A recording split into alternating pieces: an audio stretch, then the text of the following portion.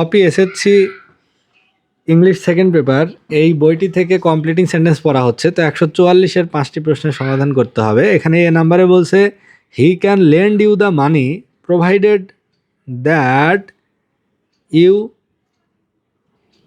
Return it timely.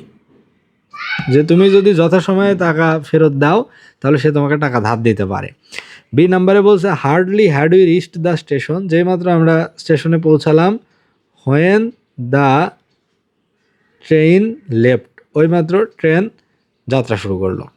C নাম্বারে বলছে the old man walk slowly lest he should fall down, যে লোকটি ধীরে ধীরে হাঁটতে শুরু করলো যেন সে পড়ে না যায়।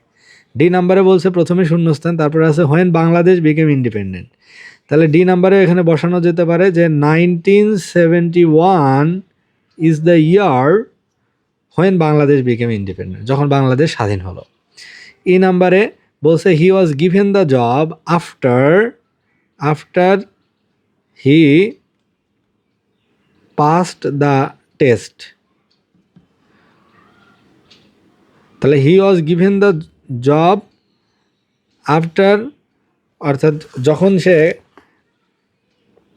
এটা মানে টেস্টটা পাস।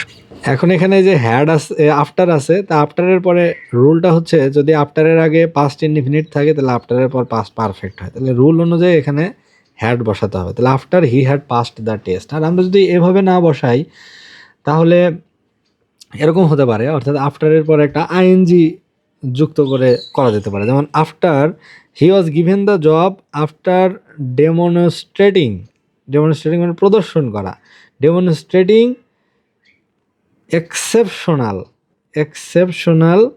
স্কিলস, অর্থাৎ একটা অসাধারণ প্রতিভা বা দক্ষতা দেখানোর পরে তাকে চাকরিটি দেওয়া হলো। তাহলে এরকম প্রথমটা বসানো যেতে পারে, আবার আইএনজি ফরম্যাটেও করা যেতে পারে।